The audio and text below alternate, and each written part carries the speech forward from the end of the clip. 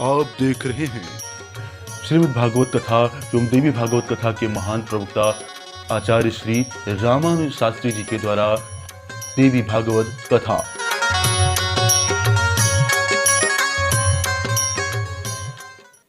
चार टीम बनाई, कहा चारों दिशाओं में जाइए और जहाँ सुयोग्य वर मिले वहाँ विवाह कर दीजिए, तय कराइएगा और हम विवाह कर देंगे धूमधाम के साथ में।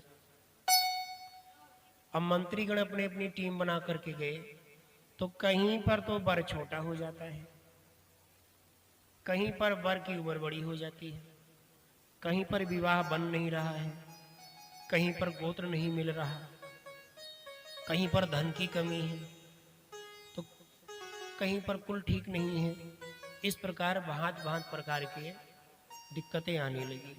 मंत्रीगण भी सोचते थे कि अब कैसे तय कर ले, पता लगे कोई कमी निकल आई तो सूली चढ़वा देगा, फांसी पे लटकवा देगा। इसलिए मंत्रियों ने सोचा बिल्कुल छानबीन करके विवाह करेंगे, तय करेंगे। तो बरसों तक विवाह को खोजा गया और कोई विवाह देवकी जी के लिए उपयुक्त नहीं मिला। अब सब मंत्रीगण वापस चले आए, मथुरा नगरी के बाहर खड़े हैं।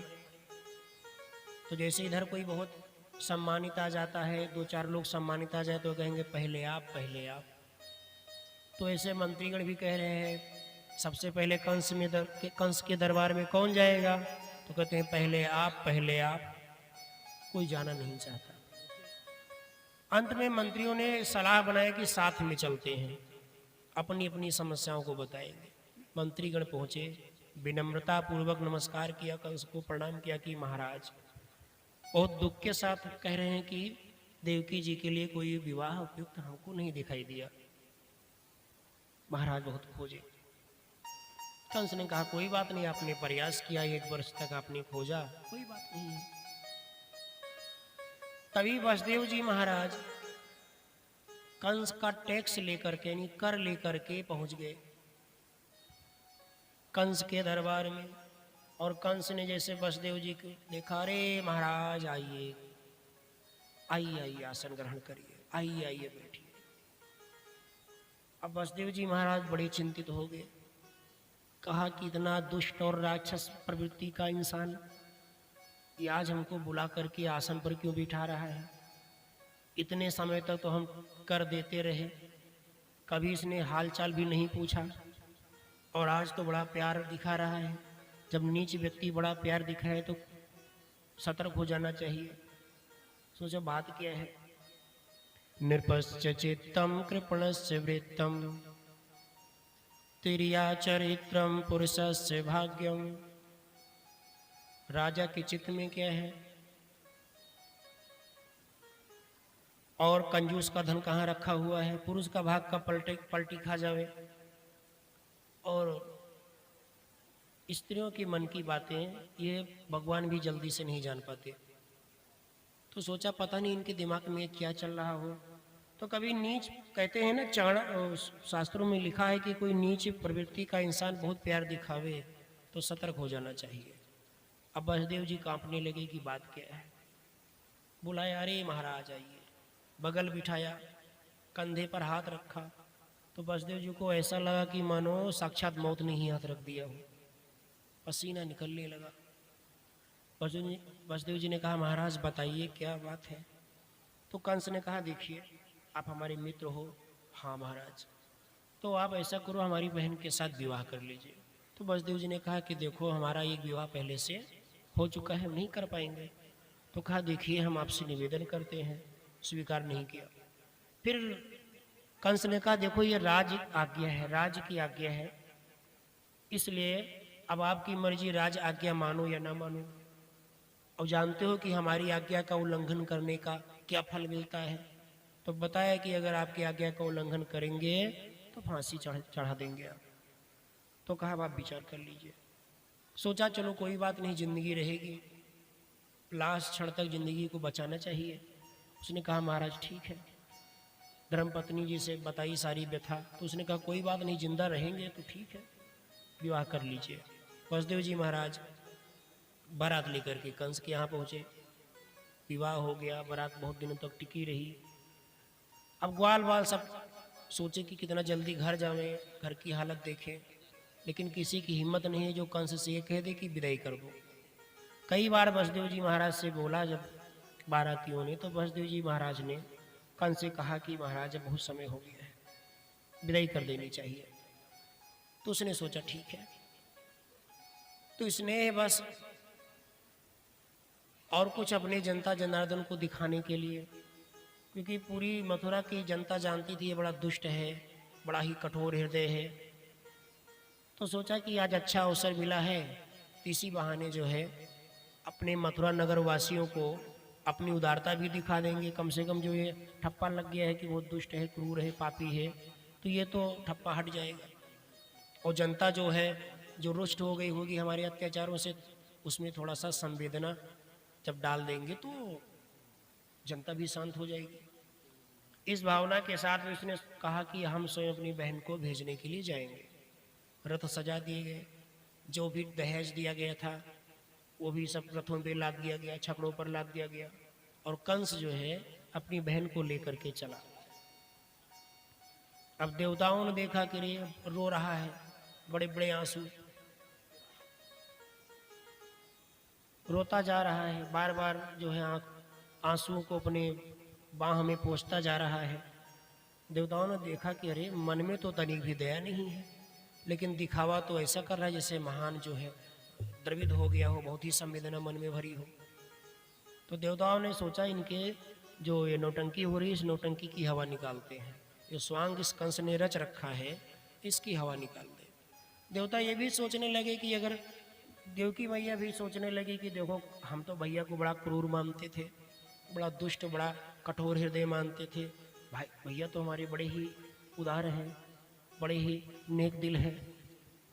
तो देवताओं ने सोचा कि देवकी मैया के हृदय में भी संवेदना की जागृति होने लगी है, और ये सकुशल भेज आवेगा तो इनके संतान से इसका वध होना है। और कहीं उन्होंने आदेश दिया खबरदार मेरे भाई को अगर हाथ लगाया तो दिक्कत हो जाएगी। अपनी संतान को रोक दिया अगर कि भाई को मारा तो ठीक नहीं होगा, तो आज्ञा माननी पड़ेगी। इसलिए देवताओं ने आकाशवाणी कर दी। बाकी देवताओं को आकाशवाणी करने का कोई मतलब नहीं था, दो चीजें थी। तो बताया कंस महाभाग देवकी गर्भ संभव अष्टमस्त सुतम श्रीमास्तव हंता भविष्यति। जो इसका 8वां पुत्र होगा आपके लिए काल होगा, आपको मार देगा। अब जब भविष्यवाणी को सुना, आकाशवाणी को सुना, तो कंस बड़ा डर गया, और जितना उसकी संवेदना थी, जो भी आंसू थे, सब सूख गए। और देवकी मैया के केस को पकड़ करके रथ से नीचे खींच लाया और कहा कि न रहेगी बांस न बजेगी बांसुरी। हम देवकी क्यों मार देंगे तो संतान कहाँ से होगी। अब जो नगरवासी देख रहे थे बड़े चिंतित हो गए, रे इसको तो हम सोचते थे कि इसके अंदर हृदय में कुछ संवेदना है, कुछ दया है, और अभी ये भेजने जा रहा था, जैसी आकाशवाणी हुई तो इसको शरीर से इतना मोह कि तत्काल अपनी बहन को ही मारने पर उतारू हो गया। प्रजा बड़ी व्यथित हो गई। अब ये नीचे खींच लाए, इसने तलवार खींची कि देवकी को मार दे, तब तक बसदेव जी रथ से कूद पड़े, इसकी तलवार को पकड़ लिया, नहीं हाथ को पकड़ लिया। कहा महाराज क्या करने जा रहे हो। कहा कि स्त्री हत्या, गौ हत्या, ब्राह्मण हत्या, बाल हत्या महान पाप माना जाता है। एक तो ये स्त्री है, दूसरा आपकी बहन है, तीसरी अब इसका विवाह ही हुआ है, इसको नहीं मारना चाहिए, सर्वथा ये अबध्य है। तो कंस ने कहा बसदेव जी क्या तुमने आकाशवाणी को नहीं सुना। तो बसदेव जी ने कहा बिल्कुल महाराज सुना है, लेकिन महाराज देखो जिंदा कौन रहा है। अरे बहुत एक से एक वीराए चले गए सब, जिसकी जिस बहाने मौत होगी उस बहाने वो चला जाएगा। तो कंस ने कहा ये उपदेश देने का समय नहीं है, और निश्चित रूप से हम इसको मार देंगे देवकी को। बसदेव जी ने सोचा कि क्या बताओ, प्राणों की रक्षा करनी ही चाहिए कैसे भी करके, और ये मेरी धर्म पत्नी बन चुकी है, अगर हम नहीं इसकी रक्षा करेंगे तो कौन करेगा, ये हमारा कर्तव्य है। तो नीतियों को बताया, लेकिन स्वार्थी आदमी को नीतियां नहीं पसंद आती, समझ में नहीं आती नीति क्या है। तो कई उदाहरण दिए, धार्मिक बात बताई, नीतियों को बताया, लेकिन ना कंस अपनी बात पर अड़ा ही रहा। तो चुपके से कानों में कंस से कहा कि जनता देख रही है। जैसे इतना बात कहा बस समझ में बात सब आ गई। कहा कि महाराज अगर आप मार देंगे तो जनता में क्या संदेश जाएगा। अभी आप रो रहे थे, जनता आपके पक्ष में बिल्कुल संवेदनशील बन गई थी, और अभी आप मारने के लिए उतारू हो गए, उग्र रूप धारण कर लिया। तो कहा हम क्या करें। तो कहा देखिए हम आपको वचन देते हैं कि जितने पुत्र होंगे ला करके हम आपको दे दिया करेंगे। तो सोचा कंस ने ठीक है, सांप भी मर गया, लाठी भी बच गई, जनता की संवेदना भी बरकरार रहेगी और हमको हमारा काल हमारे घर तक पहुंच जाएगा। वसुदेव जी सत्यवादी थे, इसलिए कंस ने विश्वास कर लिया। याद रखिए सच बोलेंगे तो आप कितने भी रूप स्वभाव के क्यों ना हो, बहुत कठोर हृदय के हो, बहुत कठोर स्वभाव हो, लेकिन आपके मन में अगर ईमानदारी और सच्चाई है तो दुश्मन भी नतमस्तक होगा, वो भी सम्मान करेगा। सच्चाई का हर जगह सम्मान होता है। अगर झूठ बोलता है कोई और ईमानदार नहीं है तो चाहे वो कितना बड़ा संत बन ले, ब्राह्मण बन ले, कुछ भी बन ले, उसका सम्मान घट जाता है, वो सम्मान नहीं रहता। लेकिन अगर सच्चाई है तो सच्चाई ही काफी है, सच ही काफी है। तो यद्यपि कंस बहुत क्रूर था, दुष्ट था, पापी था, नीच था, लेकिन फिर भी वो सच के आगे झुका, उसको विश्वास करना ही पड़ा, क्योंकि सच तो सच ही होता है। तो वसुदेव जी महाराज इस प्रकार देवकी की जान बचा लेते हैं। कंस ने कहा आप कहीं जाने की जरूरत नहीं है, जितना धन दिया था दान में सब वापस कर लिया, और वसुदेव देवकी को नजरबंद कर दिया और कहा कि देखिए अब जो भी संतान होगी वो हमको आप देते जाइएगा। तो वसुदेव जी महाराज को प्रथम संतान हुई जिसका नाम रखा गया कीर्तिमान। प्रथम संतान हुई, देवकी से कहा कि ये संतान दे दीजिए हमको। तो देवकी ने कहा देखो शास्त्रों में, पुराणों में, तमाम धर्म ग्रंथों में तमाम पंडित जी लोग बताते हैं ये काम ना बन रहा हो तो ये पूजा कर लीजिए, ऐसा ना हो रहा हो तो ऐसा पूजा कर लो, ये अनुष्ठान कर लो, ये जप कर लो, इससे ये सिद्ध हो जाएगा, इससे ये हो जाएगा। तो महाराज बताओ कोई ऐसा उपाय नहीं है जिससे हमारे बालक की जान बच सके। शास्त्रों में, वेदों में, पुराणों में अगर कोई विधि विधान हो तो बताइए। तो वसुदेव जी ने कहा बिल्कुल है। तो कहा तो कर लीजिए, कोई दान कर लीजिए, तप कर लीजिए, पुण्य कर लीजिए, ताकि हमारे बालक की जान बच जावे। तो वसुदेव जी ने कहा नहीं हो सकता। तो कहा कि देखो या फिर वेद पुराणों की बात झूठी है, और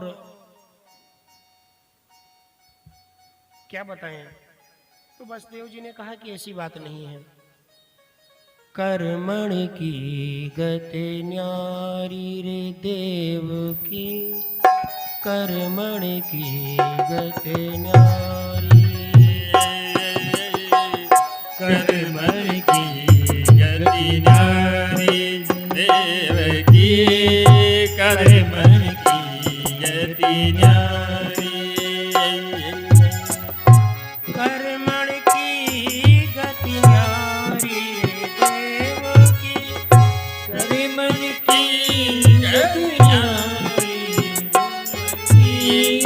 कर्मण की गति न्यारी देव की, कर्मण की गति न्यारी देव की, कर्मण की गति न्यारी।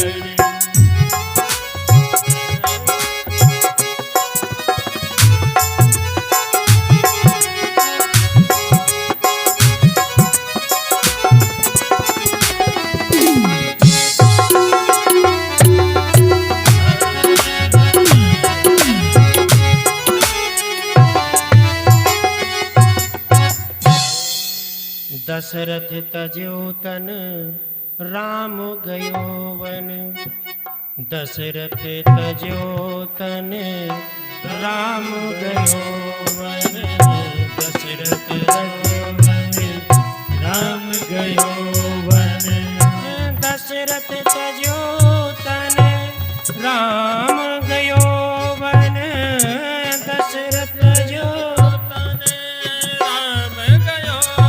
और क्या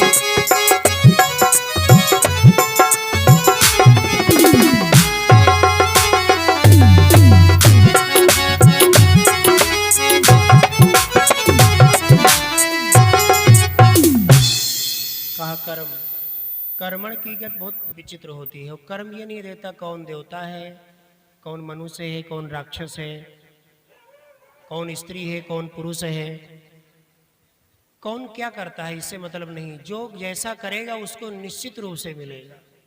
जो पाप करेगा उसे दुख मिलेगा, जो मर्यादा का उल्लंघन करेगा उसे अपमान मिलेगा। ये सब पर लागू होती है, जितना हम पर लागू होती है सब पर लागू होती है। ये महत्व नहीं रखता कि कौन क्या कर रहा है। जो जैसा कर्म करेगा वैसा फल निश्चित रूप से मिलेगा।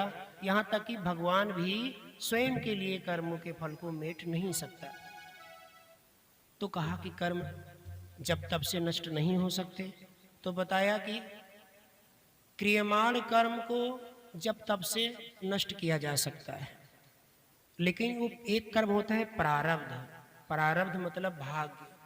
ये इतना कठोर, इतना जो है सांद्र होता है कि इसको किसी भी तरीके से नष्ट नहीं किया जा सकता। हाँ, कम किया जा सकता है।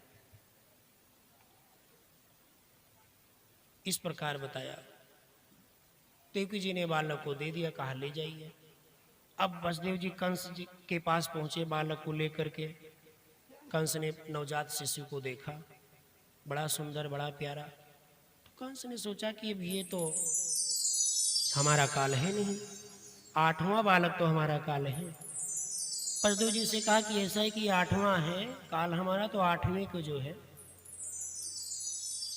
लाइएगा। और आपके सत्य की परीक्षा हो गई, आप सत्यवादी हैं और मुझे विश्वास है कि 8वां बालक भी हमें आप ला करके प्रदान करेंगे, इसे ले जाओ। इसे मुझे तनिक भी तकलीफ नहीं है।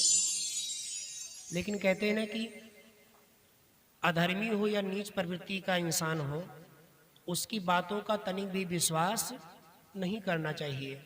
क्यों? क्योंकि उसकी जुबान की कोई वैल्यू नहीं होती, महत्व नहीं होता। क्या कहता है, क्या करता है, कुछ भरोसा नहीं। इसलिए वसुदेव जी को विश्वास नहीं हुआ। सोचा ये वही है जो अपनी बहन को मारने के लिए उतारू हो गया था। इसे तो अपनी जिंदगी से बहुत अतिशय मोह है, तनिक भी धार्मिक प्रवृत्ति नहीं है। लेकिन सोचा फिर भी चलो बोल दिया, हो सकता है। तो सोचा कि इससे पहले इसकी बात बदल जावे, ये अपनी बात से पलट जावे, देवकी जी को इसका जिंदा दर्शन करवा दे, इसको जिंदा मुख दिखा दे बालक का। इसलिए बहुत लंबे डग भरते भरते निकले और राजमहल से। तब तक नारद जी आ गए। कंस के यहाँ कहा, रे नारायण नारायण, महाराज आपने ये क्या कर दिया? घर आए हुए काल को आपने वापस भेज दिया। तो कंस ने कहा कि कहे वो तो 8वां हमारा काल है, ये तो प्रथम था। तो उन्होंने 8 रेखाएं बनाई। कैसे बनाई? जैसे पंडित जी लोग वेदी बनाने जाते हैं, कथा वथा सुनते हैं आप, तो 8 अष्टदल कमल बनाते हैं। तो ऐसे उन्होंने अष्टदल कमल बनाया। उसे कहा महाराज गिनिए। तो 1 से शुरू किया तो 8 आए, फिर 8 से शुरू किया तो 1 8वां बन गया। इस प्रकार प्रत्येक 8वां होगी और प्रत्येक पहली लकीर। अब वो बहुत परेशान। कंस को समझाया कि देखो, देवताओं की माया समझ ही नहीं जा सकती। हो सकता है 8वीं को पहले फिर भेज दिया हो, क्या भरोसा। इसलिए नष्ट कर देना चाहिए। तो वसुदेव जी देवकी के पास पहुंचे भी नहीं थे, रास्ते से ही सैनिकों को सैनिकों से छिनवा लिया बालक को और ले जाकर के शिलापट पर पटक दिया। फिर के बालक को नष्ट कर दिया। अब जन्मेजय जी व्यास जी से पूछते हैं, महाराज फिर तो कहा, फिर इसी प्रकार 6 बालकों को उसने मार दिया। तो जन्मेजय ने कहा कि आपने कहा कर्म की गति न्यारी, कर्म से ही सब कुछ है। तो बालकों का कोई दोष था? तो बताया बिल्कुल बालक दोषी थे, इसलिए वो मारे गए। कहा कैसे? तो कहा ब्रह्मा जी से 6 पुत्र उत्पन्न हुए, जिसे षडगर्भ कहते हैं। एक बार ब्रह्मा जी चारों मुख से अपना वेद पाठ कर रहे थे, माने सरस्वती का समागम कर रहे थे, माने वेद को बोल रहे थे। तो इन पितरों को अपने ज्ञान पर बड़ा घमंड था। तो इन्होंने सोचा, लो इन्होंने वेदों को, कहते हैं वेद ब्रह्मा ने लिखे और ये चारों मुख से पढ़ रहे हैं, इनको भी दोबारा पढ़ने की जरूरत पड़ गई। दूसरा सोचा, ये चारों मुख से जब बोल ही रहे हैं, वेद का उच्चारण कर ही रहे हैं, तो समझ का पाएंगे, 4 मुख 4 भाषा बोल रहे हैं। इस प्रकार बात को सुन करके, सोच करके उनको हंसी आने लगी। ब्रह्मा जी ने देखा कि इनको ज्ञान का घमंड हो गया है, ज्ञान का जीर्ण हो गया है, इसलिए श्राप दे दिया, जाओ राक्षस हो जाओ, राक्षसों की तरह दांत दिखा रहे हो, जाओ राक्षस हो जाओ। अनावश्यक दांत नहीं दिखाना चाहिए। कहाँ हंस रहे हो बिना राक्षस का श्राप दे दिया होने का। अब ये काल नेम के यहाँ पर जाकर के पैदा हुए, दूसरे जन्म में हिरण्यकश्यप के यहाँ जाकर के हुए। इनको अपने श्राप की बात पता थी, इसलिए व्याकुल रहे कि कहूँ जब तब मिल जाए तो करके अपने श्राप को हल्का कर ले। तो प्रहलाद जी के भाई बन करके हुए, पैदा होते ही चले गए ही तपस्या करने के लिए। अब जो वापस आए, हिरण्यकश्यप ने देखा कि तप करके वापस आ गए हैं, बस क्रोधित हो गया। कहा तुम मेरे राज्य में तप करके करने के लिए चले गए और हमसे आज्ञा ली थी क्या? अगर हमसे आज्ञा लेते तो ठीक था। तुमने पिता की आज्ञा भी नहीं ली हो, तब करने के लिए चले गए, मनमाना आचरण किया, इसलिए हम तुमको श्राप देते हैं। जाओ, तुम्हारे जो पहले जन्म का सुसुप्त अवस्था में चले जाओ, और जो तुम्हारा जो पहले जन्म का पिता होगा वही तुमको मार देगा।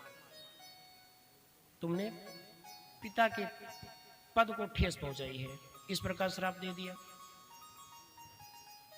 तो वो छयो बालक पाताल में चले गए सुसुप्त अवस्था में, और वही समय से आ करके और मुक्त होते रहे। कालनेम ही कंस बन करके आया था। तो जन्मेजय जी पूछते हैं, महाराज तो पुत्रों को तो मार दिया कंस ने, पुत्रों का दोष, लेकिन जो देवकी और वसुदेव जी को कष्ट हुआ, क्या उन्होंने भी कोई अपराध किया था? तो व्यास जी ने कहा हाँ, उनका भी अपराध था। कहा वसुदेव जी का अपराध यह था कि वसुदेव जी कश्यप नाम के ऋषि थे। एक बार वरुण के यहाँ गए, उनकी गाय ले आए, पसंद आ गई, लेकर चले आए। अब वरुण जी कहीं से आए, देखा गाय नहीं, बच गए, सब परेशान हैं। ध्यान लगाया तो कश्यप की बात, श्राप दे दिया कि ऋषि होकर के साधारण मनुष्य जैसा काम करते हो, जाओ मनुष्य हो जाओ। गायों से बड़ा प्रेम है, गाय का ही व्यापार करिए, मतलब गाय का दूध इत्यादि गोपालक बन जाइए। तो इसलिए वसुदेव जी कोई अपराध, साफ लग गया। तो कहा देवकी मैया का भी कोई फिर अपराध रहा होगा, तो कहा उनको भी अपराध रहा होगा। उनको भी अपराध हुआ। क्या हुआ महाराज? तो बताया कश्यप जी की दो पत्नियां थीं, दिति और अदिति। तो अदिति के इंद्र हुए और दिति को कोई संतान नहीं। तो कश्यप जी से उसने प्रार्थना करी कि प्रभु हमको भी कोई एक संतान हो जाए, कोई ऐसा व्रत बता दीजिए, जब तक बता दीजिए। बोलो राजा रामचंद्र की जय। सोना बिल्कुल। तो कहा अच्छा हमको भी बता दीजिए कोई जब तक। तो कहा पयो व्रत धारण करिए,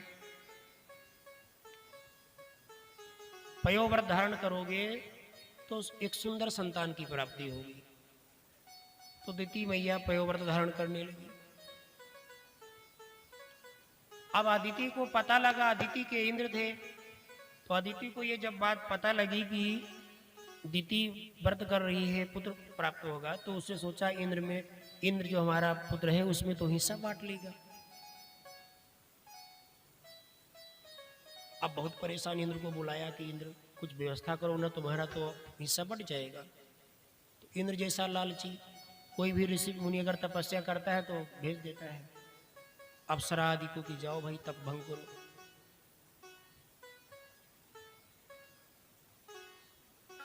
तो इंद्र ने कहा अच्छा। तो सेवा करने के भाव से इंद्र दिति माँ के पास पहुंचने लगे, पैर दबावे, कहे माते बहुत दुबली हो गई हो, दूध पर ही रहती थी, दूध पान करके केवल। तो धीरे धीरे चूंकि तप कर रही थी, व्रत कर रही थी, इसलिए इंद्र की दाल न गले। एक दिन कहीं भोजन किया, कश्यप ऋषि ने वो चौके में दिति मैया चली गई तो उनके पैर में चावल चिपक गया। ध्यान नहीं दिया, वैसे बिस्तर पर आकर लेट गई तो शरीर जूठा होने के कारण इंद्र को मौका मिल गया। तो इंद्र ने सूक्ष्म शरीर धारण करके नाक के माध्यम से जा करके दिति मैया के गर्भ को 7 टुकड़ों में बांट दिया। लेकिन तब का प्रभाव, ऋषि का आशीर्वाद, गर्भ नष्ट नहीं हुआ, रोने लगा। तो इसने कहा माँ अरुत माँ अरुत। 7 टुकड़ों को 7 खंडों में कर दिया, 49 बन गए। एक हिस्सा के चक्कर में तो 49 बन गए। अब 50वां भाग बना इंद्र का। अब जब देवी मैया को पता लगा, बहुत श्राप दे दिया। इंद्र से कहा तुम्हारा जो राज है ये बिल्कुल बहुत जल्द नष्ट हो जाएगा। और अदिति से कहा कि तुम जिस प्रकार मेरे गर्भ को नष्ट कराई हो और जिस प्रकार हम पीड़ित हैं, हमको जिस प्रकार से तकलीफ हो रही है कि हमारे पुत्र को तुमने नष्ट करवा दिया, उसी प्रकार तुम्हारे भी बालक मारे जाएंगे और निश्चित रूप से तुमको भी उतनी ही तकलीफ होगी। अब कश्यप जी जान पाए तो भागे भागे, तब तक सब श्राप हो गया। तो कश्यप जी ने कहा ठीक है, अब चिंता मत करो कि तुम्हारे 7 पुत्र मरेंगे नहीं, जी जाएंगे। 7 को जला दिया तो 49 मरुत बन गए। वो उसे कहते हैं 49 मरुत। तो कहा ये देवकी की भी दोष था, वसुदेव जी का भी दोष था, इसलिए 6 पुत्र मारे गए। अब 7वें का नंबर आया तो शेषनाग जी ने भगवान से निवेदन किया इस बार हमको बड़ा बना के भेजियो। तो कहा क्यों भेजे? तो कहा कि देखिए पिछले जन्म में, पिछले अवतार में आपसे छोटे थे, कोई कष्ट होता था तो हम आपको बचा नहीं पाते थे। तो भगवान ने कहा कि आपने तो मेरी बड़ी सेवा करी। तो कहा देखो अगर हम बड़े होते और आपको वनवास हुआ था तो हम, पिताजी ने आपको आज्ञा दी थी, हम आपको आज्ञा दे देते कि देखो आप घर पर रहिए, हम आपके लिए वनवास जा रहे हैं, तो आप मेरी आज्ञा का पालन करते, वन के कष्ट से बच जाते। इसलिए हमको बड़ा बना करके भेजिए। इस बार जो होगा, अगर आपको कष्ट आने वाला होगा तो हम बड़े होने के नाते हम स्वयं आगे आ जाएंगे। तो शेष जी आ गए 7वें में। अब भगवान ने सोचा कि कैसे इनको बचाया जाए, इसलिए योग माया को बुलाया और उनसे कहा कि देखिए देवकी के गर्भ को रोहिणी के गर्भ में रख दीजिए। इसलिए योग माया ने देवकी के गर्भ को खींच करके ये रोहिणी के गर्भ में डाल दिया। इसलिए इनको संकर्षण भी कहा जाता है, बलराम जी को। अब इधर हुआ कि भाई देवकी मैया का गर्भपात हो गया, देवकी का गर्भपात हो गया, कंस बड़ा खुश हुआ, चलो 7वां को मारना नहीं पड़ा। समय बीतता गया। अब 8वें गर्भ की बारी आई, 8वां का नंबर लगा। जब 8वां का नंबर लगा तो भाई चारों तरफ शांति छा गई, सुख समृद्धि आने लगी, पौधों में पुष्प आ गए, कुछ पौधे तो बिना मौसम के ही फल से लद गए, नदियों में स्रोत फूट गया, मतलब सोता फूट गया, जो कुएं सूख गए तो उसमें जल आ गया। इस प्रकार के शुभ शुभ संकेत हो रहे हैं। कंस ने सोचा अब किसी प्रकार से जो है लापरवाही नहीं करनी चाहिए, इसलिए वसुदेव जी को और देवकी मैया को कैद कर लिया, हथकड़ी बेड़ी लगवा करके कारागार में डाल दिया। जो राक्षस गण थे उनको चारों तरफ पहरे पे बिठा दिया कि देखो ये लोग जो है किसी प्रकार से कोई खेल ना कर जाए, कोई ऐसा ना हो कि बालक पैदा हो जाए कहीं दूसरी जगह छुपा दे, कुछ हो जाए, इसलिए सबको इस प्रकार व्यवस्था करी।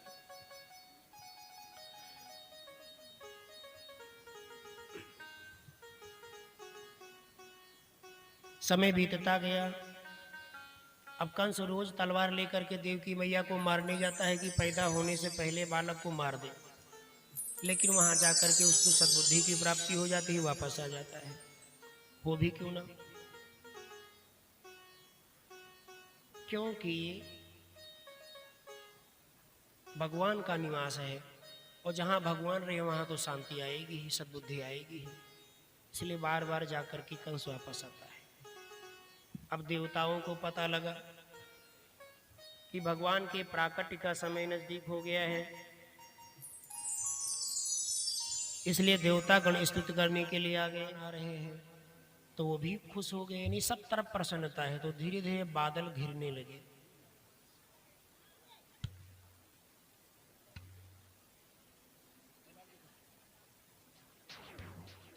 बादल घिर गए धीरे धीरे और मधुर मधुर सुर से गर्जना करने लगे।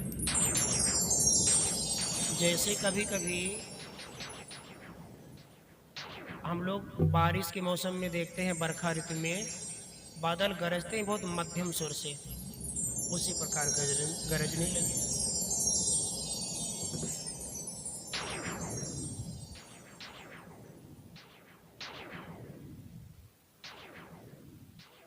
एक तो वैसे भादों की अष्टमी तिथि 12 बजे का समय, ऊपर से बादल घिरा हुए तो और अंधकार हो गया।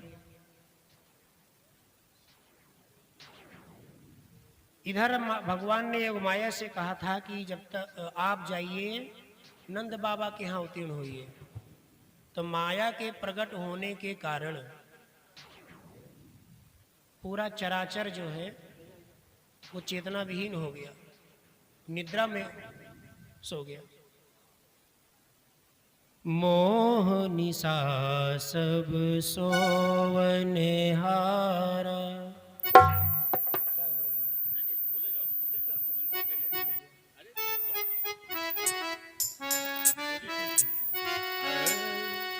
मोह निशा सब सोवने हारा।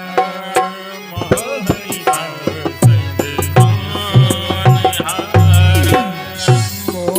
निशा सब सोवने हारा। मोह निशा सब सोवने हारा। देखै स्वप्न विविध प्रकार।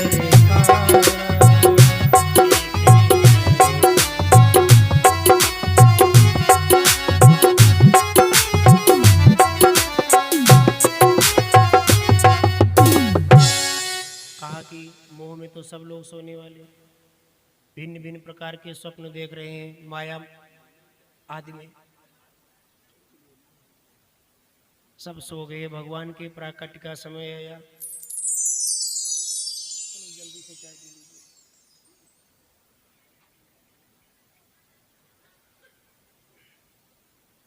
आइए भगवान के प्यारे नामों का स्मरण करें।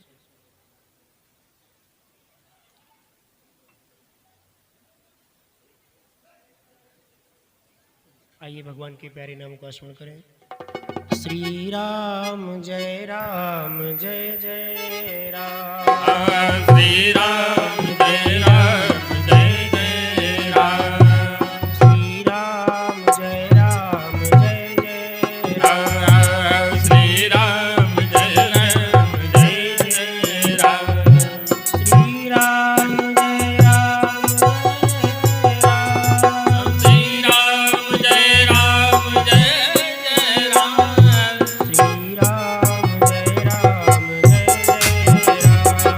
श्री राम जय राम जय जय राम। श्री राम जय राम जय जय राम। श्री राम जय राम जय राम। श्री राम जय राम जय जय राम। श्री राम जय राम जय राम।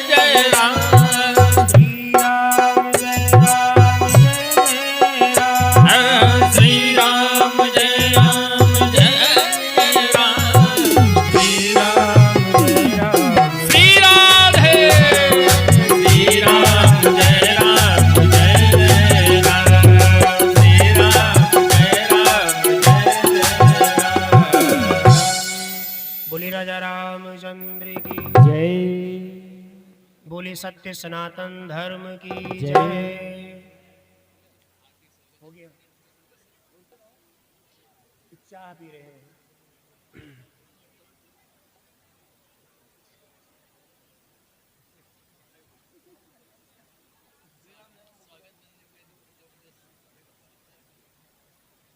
हो गया, चाय हो गई।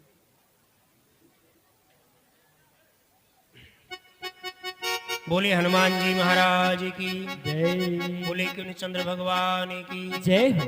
बोले सत्य सनातन धर्म की जय। जय जय श्री सीताराम।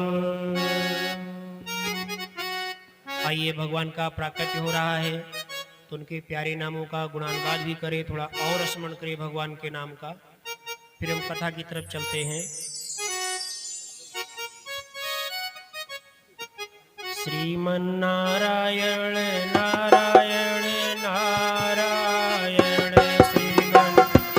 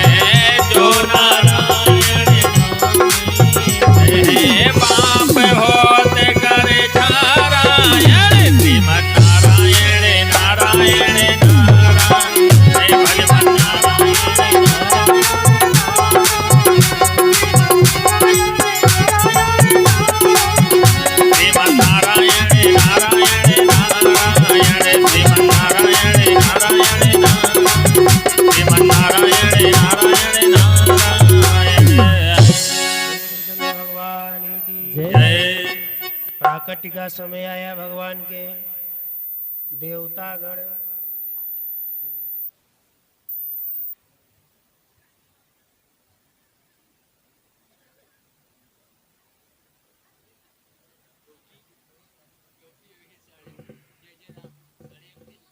बोले कृष्णचंद्र भगवान की।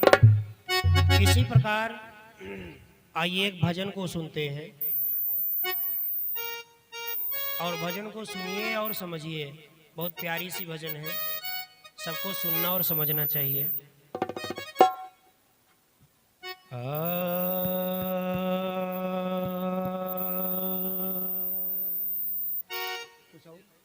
बस अब जाओ।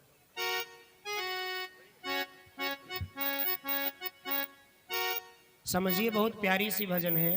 काहो बाजा बंद करियो का इधर वाला। हरिओम हरिओम।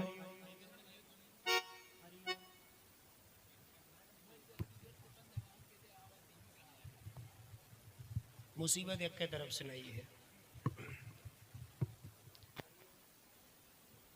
हरिओम हरिओम। जो ढक्कन लगा हुआ है इसमें का अंदर का सोखता गड़बड़ हो गया है, इसलिए वो बार बार बंद कर देता है। इसकी वजह से प्रॉब्लम हो गई है। आइए भजन सुनिए, समझिए। बहुत ही प्यारी और मधुर भजन है। भगवान का जन्मोत्सव है और भगवान को प्राप्त करने के लिए, या और सरल शब्दों में कहें कि भगवान की कृपा प्राप्त करने के लिए कुछ विशेष करने की जरूरत नहीं है। केवल उन्हें पुकारिए और जैसे जैसे उनकी पुकार करेंगे धीरे धीरे स्वतः मन धर्म की तरफ बढ़ता रहेगा। फिर दान भी होगा, फिर पुण्य भी होगी। ऐसे तुम ढूंढो मुझे गोपाल, मैं खोई गैया तेरी। तुम ढूंढो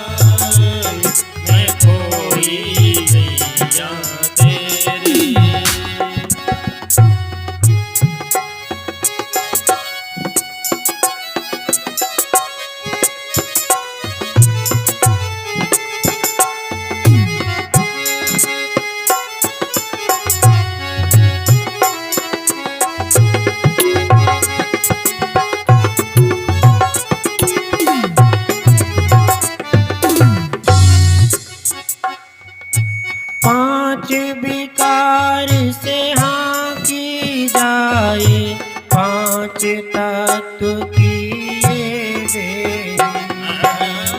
पांच विकार से हाथी जाए, पांच तत्व की ये देही। बल बस भटकी दूर कहीं मैं चैन न। पहले तू सीटी बजाएगी तब मैं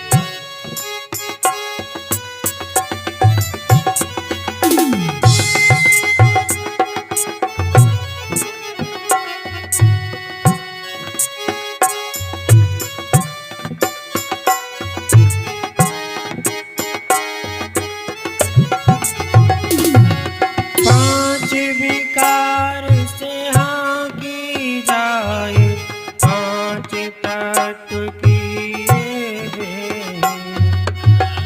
पांच विकार से हाथी जाए, पांच तत्व की ये देही। बर बस भटकी दूर कहीं मैं चैन न पाऊं अब के। बर बस भटकी मैं चैन न पाए एक ऐसा माया जाल में उलझी गैया तेरी। छोड़ा मुझे गोपाल, मैं खोई गैया तेरी। छोड़ा मुझे गोपाल, मैं खोई गैया तेरी।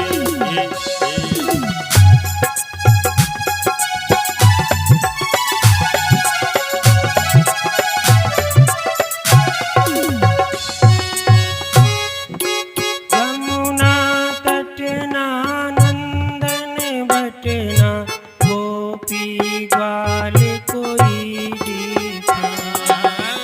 जमुना तटना नंदन बटना गोपी गान कोई दिखे। कुसुम लता ना तेरी छटाना, पाख पखेरु कोई दिखे। गाना तेरी छटाना, पखेरु कोई दिखे। अब सांझ भई घन श्याम में व्याकुल गैया तेरी। तुम छोड़ो मुझे गोपाल, मैं खोई गैया तेरी। तुम छोड़ो मुझे गोपाल, मैं खोई गैया तेरी। कित पाऊं तरुवर की छाऊं, जित साजे कृष्ण कन्हैया। कित पाऊं तरुवर की छाऊं, जित साजे कृष्ण कन्हैया। मन का ताप साप भटकन का, तुम्ही हरो हे रास रचैया। मन का ताप साप भटकन का, तुम्ही हरो हे रास रचैया। अब मूक निहारूं बाट प्रभु दी, मैं गलिया तेरी। तुम ढूंढो मुझे गोपाल, मैं व्याकुल गैया तेरी।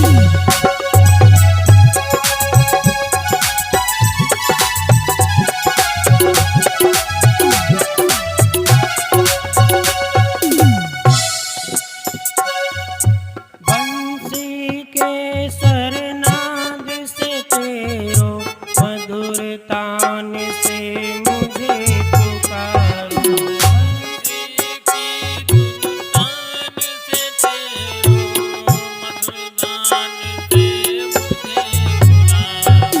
राधा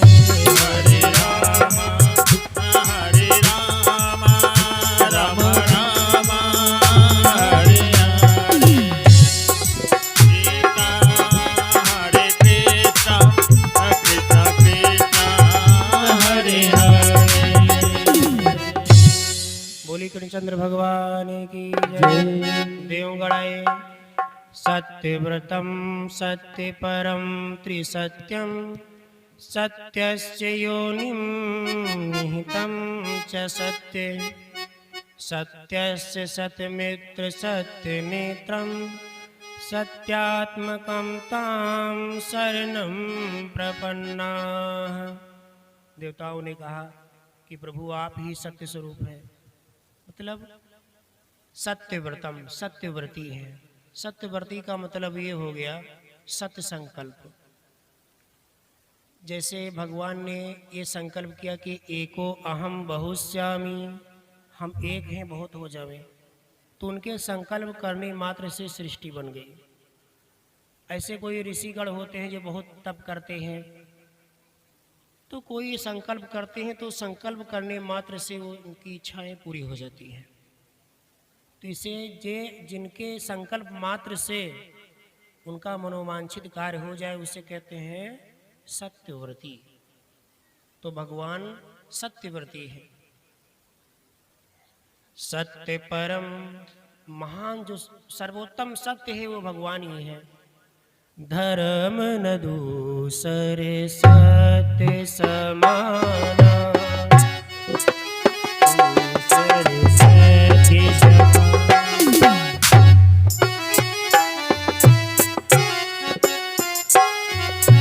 धर्म न दूसरे सत्य समाना, धर्म दूसरे सत्य समाना, धर्म न दूसरे सत्य समाना। आगम निगम पुराण बखाना, आगम निगम पुराण बखाना, आगम निगम पुराण बखाना,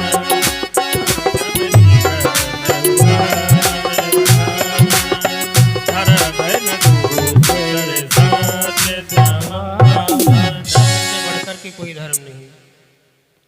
सत्य से योनिम निहितम च सत्य, इस ब्रह्मांड के समस्त सत्य जिसमें समा जाते हो वो सत्य आप ही है। सत्य से सत्यमित्र सत्य नेत्रम सत्यात्मकम ताम शरणम प्रपन्ना। हे प्रभु हम आपके शरण में हैं। देवता गण स्तुति करते हैं। जय जय राम जय जय राम जय जय राम जय जय राम जय जय राम जय जय राम जय जय राम जय जय राम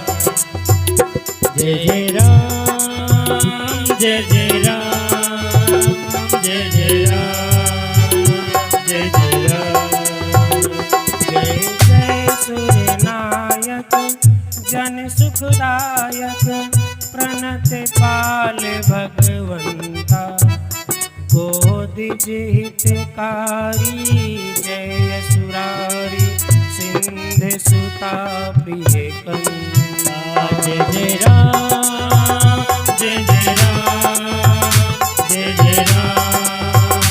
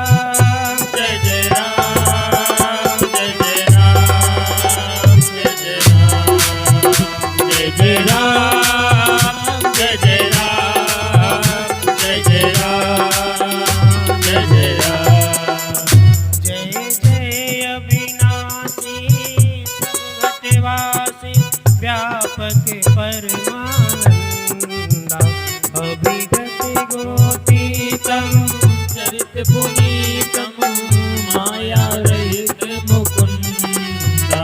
जय जय राम जय जय राम जय जय राम जय जय राम जय जय राम जय जय राम जय जय राम। राग हो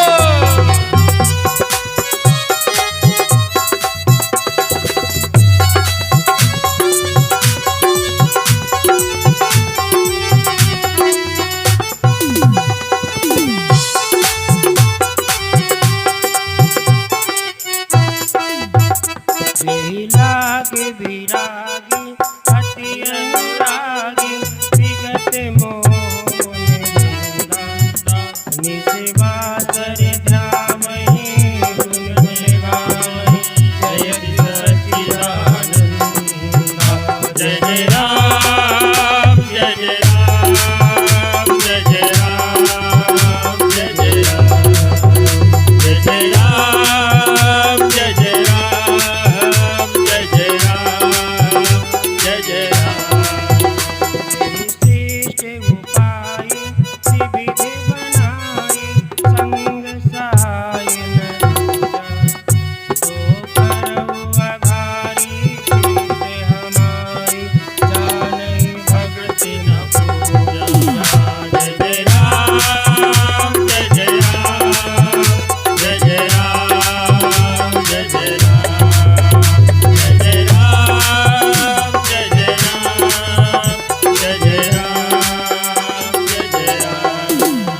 तो भव भय भंजन मुनि मनरंजन गंजन विपति गरुखा मन बच क्रम वाणी विचार दयानी सरल सकल सुर जय जय राम जय जय राम जय जय राम जय जय राम जय जय राम जय जय राम जय जय राम जय जय राम। श्री राधे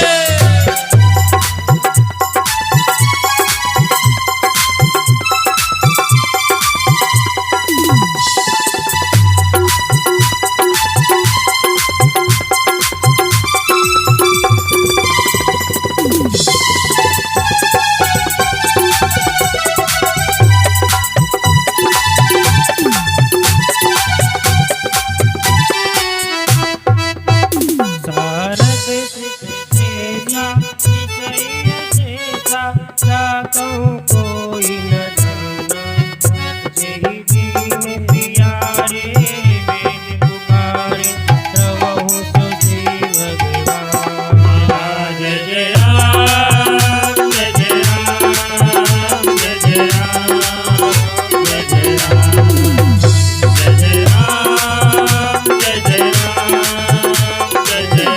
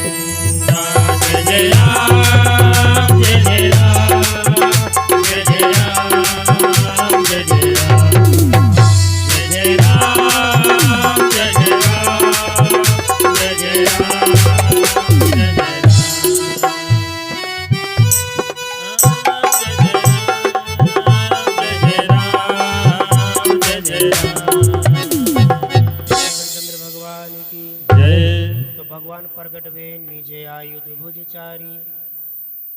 समस्त सृष्टि सो रही थी। भगवान प्रकट हुए। जब देवी जी को होश आया, वसुदेव जी को होश आया, तो उन्होंने भगवान की वंदना करी, स्तुति करी। भगवान ने आदेश किया कि हमें ले जा करके नंद बाबा के यहाँ छोड़ आइए, वहाँ एक कन्या जन्मी, उसको ले आइए। यानी जब देवकी जी ने और वसुदेव जी ने भगवान का दर्शन किया तो उनकी 4 भुजाएं थी, चारों भुजाओं में अस्त्र शस्त्र लिए थे। यानी जब वो पृथ्वी पर अवतीर्ण हुए तो किसी को होश नहीं था, यहाँ तक देवकी मैया को भी होश नहीं था कि हमें बालक हुआ है। लेकिन जब वो पुनः चेती तब देखा कि सामने सांवला सलोना सा सुंदर बालक, 4 भुजाएं, शंख चक्र पद्म इत्यादि लिए हुए। तो पहले वसुदेव जी महाराज ने वंदना करी 9 श्लोकों में, फिर देवकी मैया ने 4-5 श्लोक में वंदना करी। भगवान ने आदेश किया कि हमें लेकर के जाइए वसुदेव जी के यहाँ नंद बाबा के यहाँ पर। अब वसुदेव जी चिंतित थे कि हाथ में हथकड़ी है, पैर में बेड़ी है, जाएं तो कैसे जाएं। उन्होंने सोचा कि अगर इतनी दिव्य आकाशवाणी हुई है तो निश्चित